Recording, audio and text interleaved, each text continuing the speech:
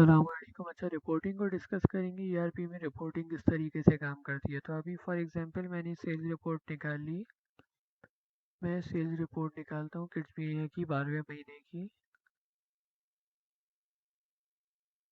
दिसंबर 1 से लेके दिसंबर के एंड तक।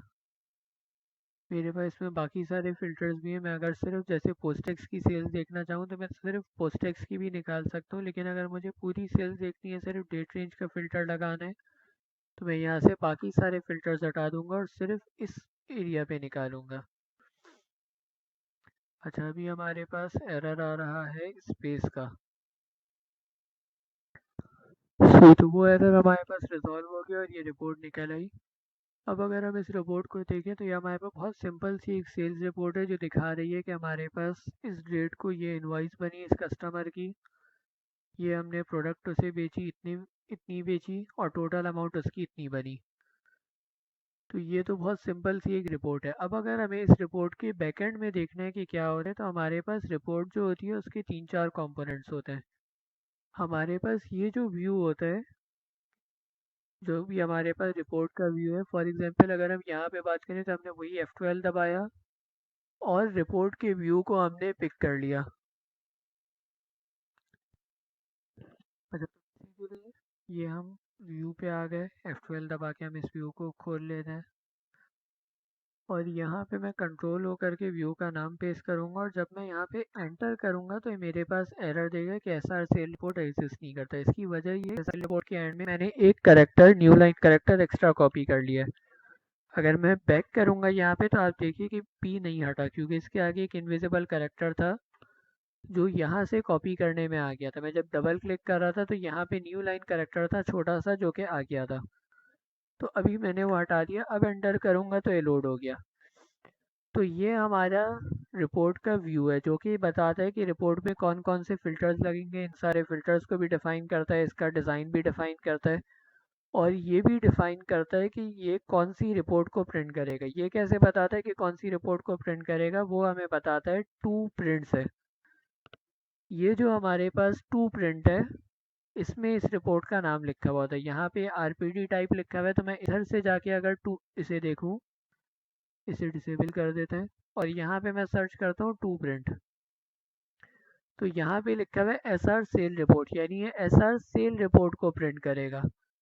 अगर कभी हम ऐसा होता है कि हमें किसी दूसरी रिपोर्ट को प्रिंट कराना होता है मुख्तलिफ औकात में, तो उसके लिए हम टू प्रिंट को जावास्क्रिप्ट के थ्रू चेंज करा देते हैं, तो दूसरी रिपोर्ट प्रिंट होनी शुरू हो जाती है। अब हमारे पास क्या होता है, ये जो व्यू है, इस व्यू से हमारे पास डाटा जाता है। अच्छा, बेसिकली मैं कह रहा था कि हमारे पास व्यू से जो टू प्रिंट जाता है, टू प्रिंट हमारे पास चला जाता है रिपोर्ट के कंट्रोलर में। और भी हम इसमें कोई भी डाटा डालेंगे, कोई फ़िल्टर बनाएंगे, कोई भी इसमें फील्ड होगी, अगर हमें कोई भी डाटा रिपोर्ट में भेजना होता है तो इसका तरीका सिंपल ये होता है कि हम एक इनपुट फील्ड बना देते हैं फॉर्म में, जो कि ऑटोमेटिकली हमारे पास चली जाएगी रिपोर्ट के कंट्रोलर पे। व्यू से हमारे पास सीधी ये चली जाती है रिपोर्ट के कंट्रोलर पे और रिपोर्ट का कंट्रोलर इसे फॉरवर्ड कर देता है डिफ़ॉल्ट ASPX पे। अब रिपोर्ट के कंट्रोलर पे कैसे जाती है, रिपोर्ट के कंट्रोलर पे इस तरह जाती है कि अगर मैं यहाँ पे ये जो फॉर्म है, फॉर्म बना हुआ है, इसका एक्शन अगर देखूँ तो इस फॉर्म का एक्शन हमारे पास जा रहा है रिपोर्ट के कंट्रोलर में एक्शन रिपोर्ट पे। अगर आप देखें तो हमारे पास स्लैश से पहले वाला कंट्रोलर का नाम है, स्लैश के बाद वाला एक्शन का नाम है। तो मैं जाके देखता हूँ रिपोर्ट का कंट्रोलर हमारे पास HTTP डॉक्स के अंदर एडमिन में हम चले गए प्रोटेक्टेड कंट्रोलर्स, रिपोर्ट का कंट्रोलर, इसमें मैंने सर्च कर लिया एक्शन रिपोर्ट। तो ये हमारे पास एक्शन रिपोर्ट है जो कि सब कुछ डिफ़ॉल्ट ASPX.CS के ऊपर फॉरवर्ड करता है।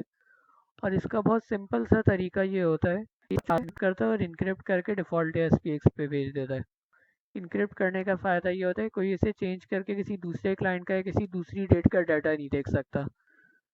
तो अब डिफ़ॉल्ट ASPX हमारे पास मौजूद है HTTP डॉक्स में रिपोर्ट। अगर आप यहाँ रिपोर्ट में देखें तो आपको नज़र आएगा कि रिपोर्ट के फोल्डर में जा रहा है डायरेक्ट। तो रिपोर्ट के अंदर हमारे पास फाइल है default.aspx.cs और ये हमारे पास फाइल है जिससे ये एक्चुअल रिपोर्ट प्रिंट हो रही है।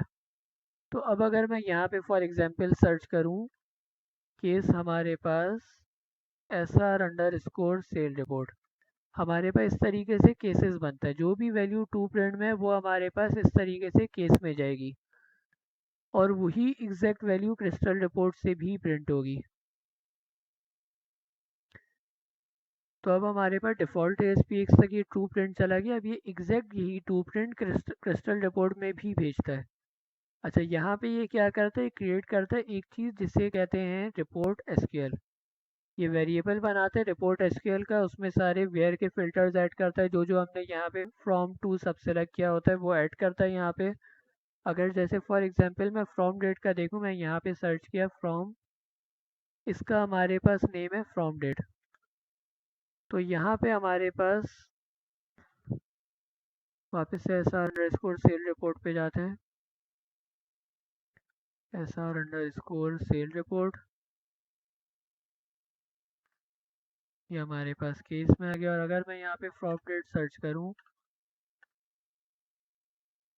तो फ्रॉम डेट हमारे पास यहाँ पे इसके अंदर जा रही है। एक मिनट रुक के वापस से आगे बढ़ते हैं और फिर एक नज़र आगे बढ़ते हैं, दोबारा आगे बढ़ते हैं। ये सब रिपोर्ट SQL नहीं है तो इसलिए मैं इसे स्किप कर रहा हूँ। तो यहाँ पे हमारे पास ये जो भी फंक्शन होगा SR सेल का, बाय डिफ़ॉल्ट इसका नाम होता है SR सेल। इसमें हमारी फ्रॉम डेट जा रही है और टू डेट जा रही है, और ये उठा रहे हैं NVC से। NVC हमारे ब्रैकेट का नाम होता है, यानी मुझे कुछ भी उठाना है। फॉर एग्जांपल मैंने यहाँ पे एक वैल्यू भेजी, उसका नाम मैंने रखा कस्टमर आईडी, तो मैं यहाँ पे लिख दूंगा NVC ब्रैकेट के अंदर कस्टमर आईडी। तो इस तरीके से हमारे पास कोई भी वैल्यू उठ सकती है। तो हमारे पास डिफ़ॉल्ट ASPX में हो गया, और डिफ़ॉल्ट ASPX ने हमारे पास अच्छा, डिफ़ॉल्ट ASPX जो है वो डाटा भेजती है रिपोर्ट SQL के थ्रू।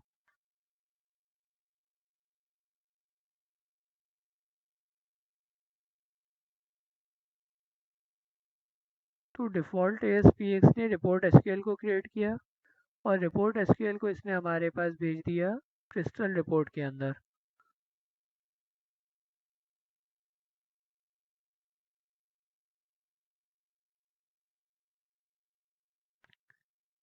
और क्रिस्टल रिपोर्ट से एक्चुअल में ये रिपोर्ट प्रिंट होती है। अभी अगर मैं यहाँ पे एग्जांपल लूँ तो इसने हमें ये बात दी है क्रिस्टल रिपोर्ट की, ये हम उठाते हैं और इसे मैं ओपन कर लेता हूँ क्रिस्टल रिपोर्ट में।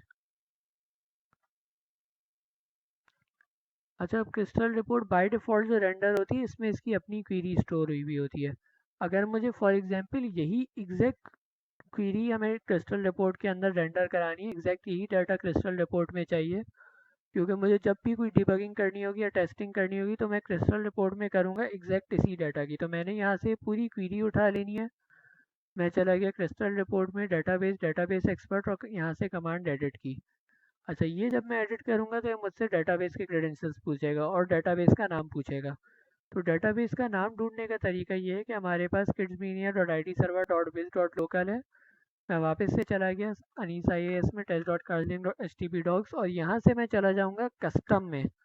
कस्टम में मैंने मेरे डोमेन का नाम सर्च किया जो है kidsmedia.idserver.biz.local, और मैं चला गया itlconfigure.inc के अंदर। इसे मैं नोट पैड से एडिट करता हूँ तो इसमें हमें डेटाबेस का यूज़र नेम भी मिल जाएगा ऐसे 29031982 पासवर्ड, और डेटाबेस मिल जाएगी यहाँ पे जो हमारी डेटाबेस का नाम है।